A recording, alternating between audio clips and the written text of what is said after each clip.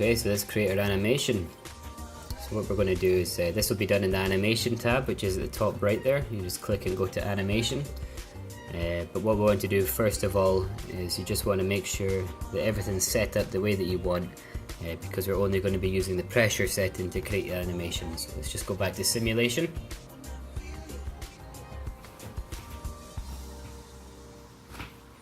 And what we want to do is select the whole mesh, just every part of it.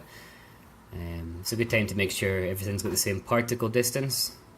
Just select everything and let's drop the pressure to start with at -5, hit the spacebar and let that run.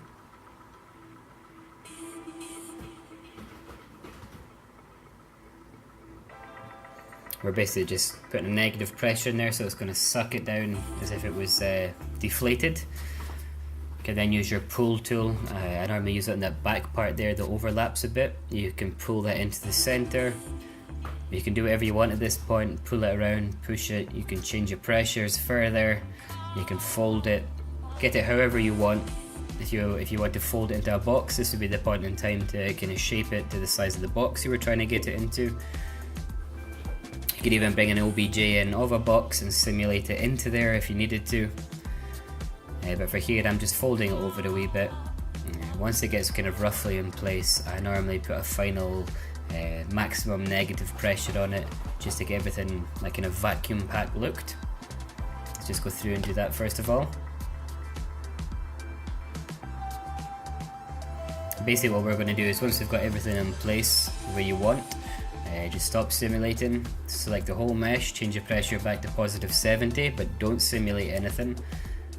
What we'll then do is we'll take it over into the animation tab. At the bottom left of the animation tab there's an icon with like a video camera. You just click that guy and what that'll do is that'll run the simulation, but it'll also record it as a series of frames, the same as you would in a normal animation.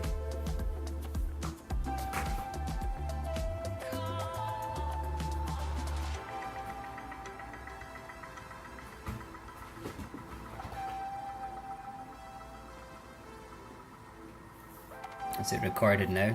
Marvelous, it records in frames, so what you might have to do is in that in the time warp setting there, you can use that to adjust how you want, so however many frames you were going for.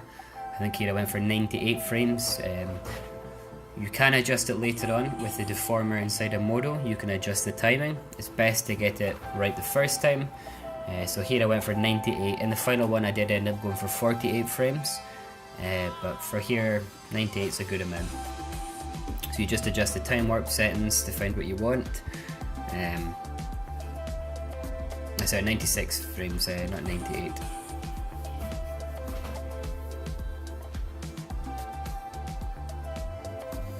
So once we've got everything the way we want there, we can just export it straight out.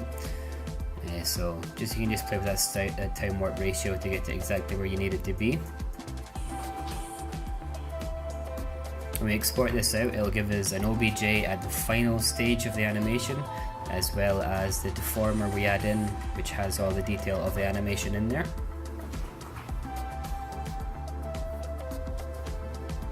So sometimes what I like to do as well before I export it, just go back to the first frame and just play the animation, make sure it's what you want.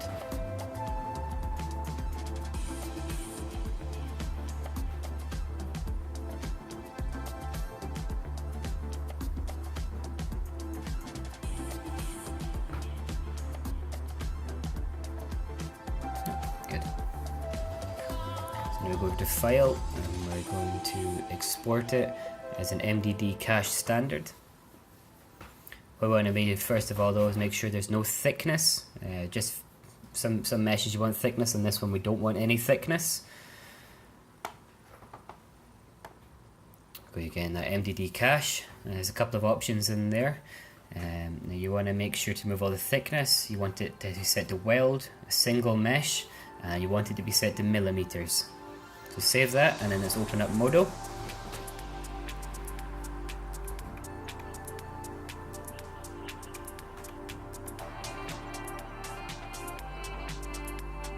So we just bring in that OBJ we just created.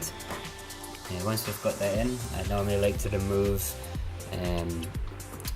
any normal maps that might bring in with it.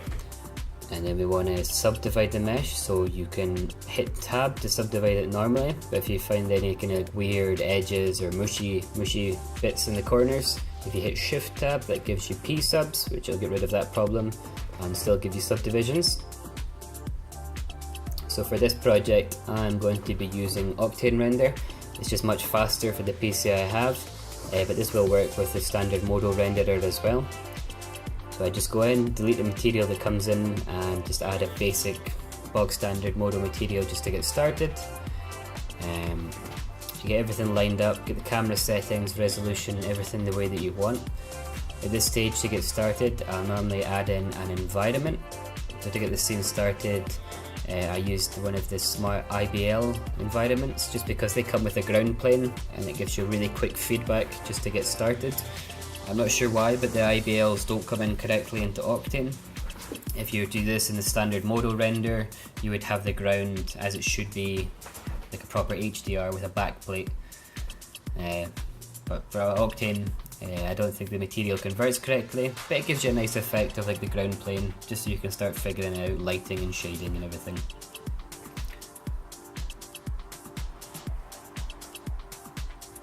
We'll just select the one that we want, make sure the camera's lined up, and we'll do a quick test render.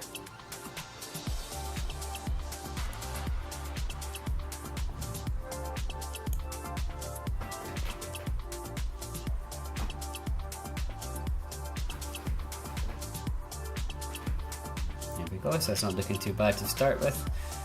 Just using GI, there's one direct light in the scene, but we're going to delete that out because I don't like the harsh shadows a direct light gives you. You can adjust that, but for this we're going to be using area lights. They come in really nicely into Octane. So just we're going to add in 3 area lights, so just a 3-point setup, a key, a rim and a fill light. Just get them into place first of all. And make sure once you've got those in place, to get rid of that directional light. We don't need that additional one in there.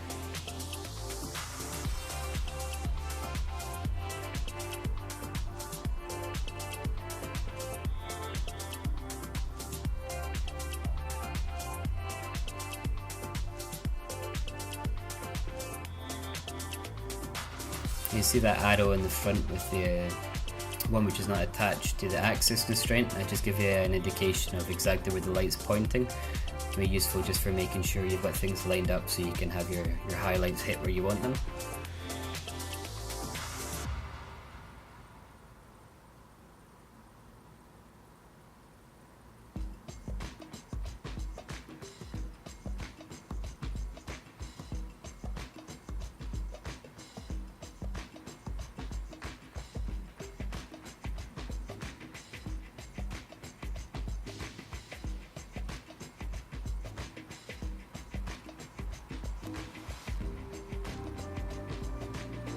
Do that quick test render to see how things are looking there.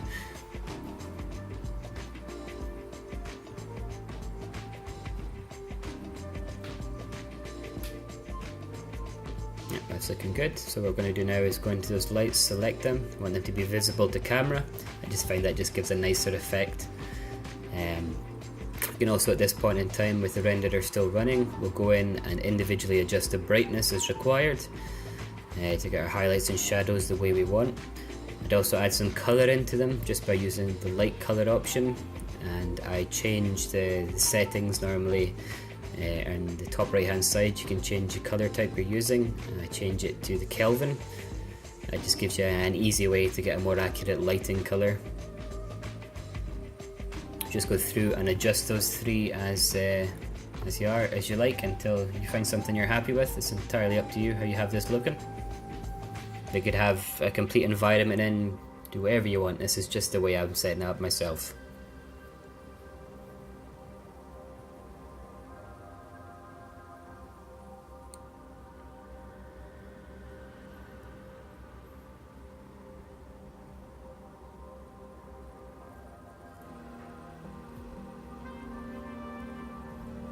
At this stage I'll normally just throw that base material, I'll just add in some quick attributes, add some reflection, etc.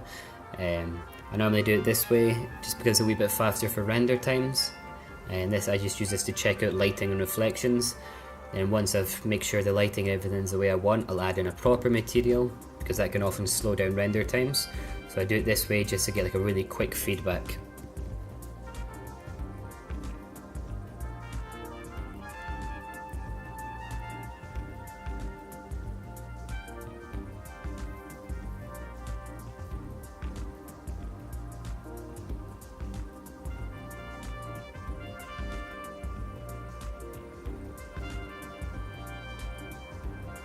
At this point in time, you can start to figure out what you're going to be doing with the mesh, start to figure out your colours, all those kind of things.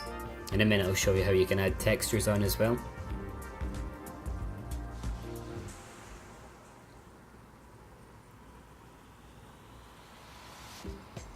As you can see, you get really quick feedback here using the colours in the base material. It's quite an ugly material though, so we're just using it just to figure out values.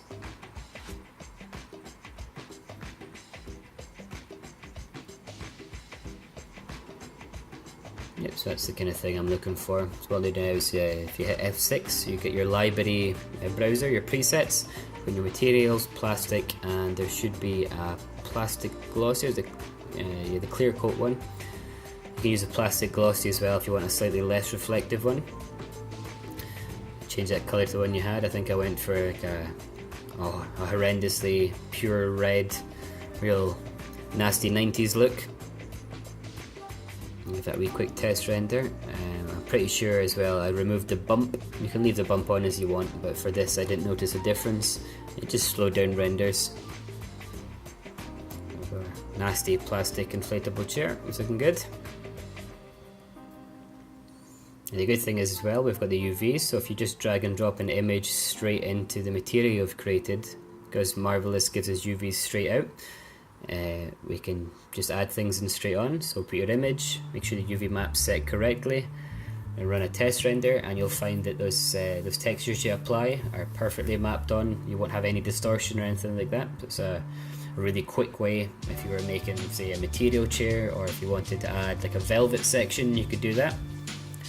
So you just went in the image settings, you just go in and you change the horizontal and vertical wrap if you need to have that pattern repeat more. Should update pretty quickly. There we go, I think I put it to 10 finally. There we go. But for this I'm not going to be going with a pattern, I just want a block colour. But it's a good idea at this stage. You can use all the different presets.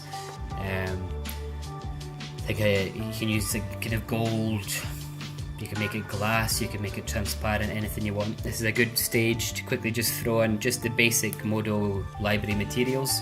And that way you can try out ideas maybe you hadn't thought of. It'll give you a different feedback really quickly. Maybe you'll see something you didn't expect. Yeah, so I'll just quickly throw in a gold material here for an example.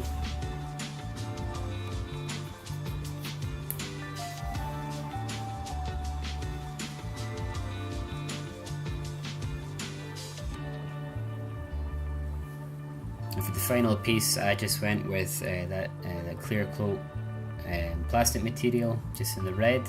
I got rid of the environment we had in here. I just stuck in the much simpler HDR from the studio setting, and I just created a cylinder and inverted it to give us the ground plane in the background.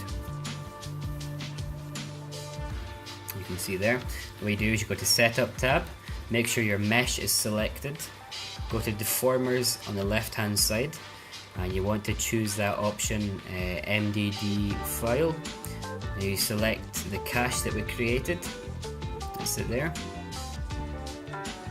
Now at this point in time it'll apply to the mesh. I disable everything else in the scene just for lineup, so you can run through the timeline, make sure everything's the way that you want, everything's deforming correctly.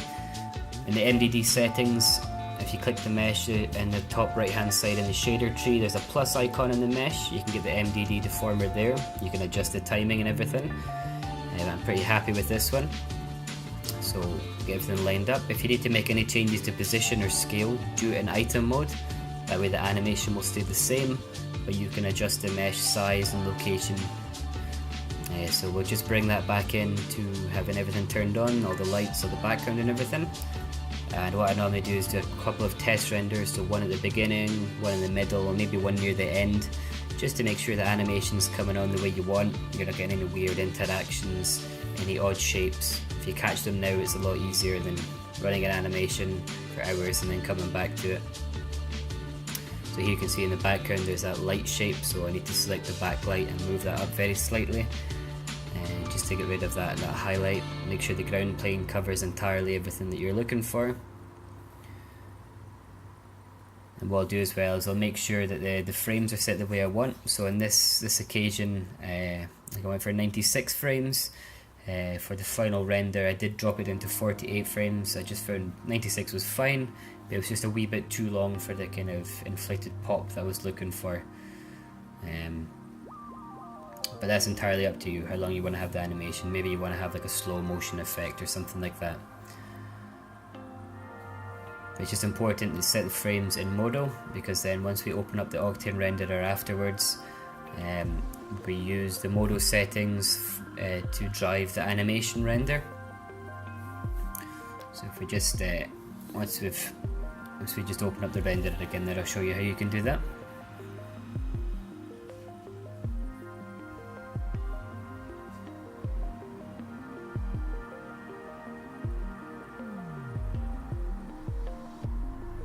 Sometimes you might need to refresh the renderer if things aren't updating correctly.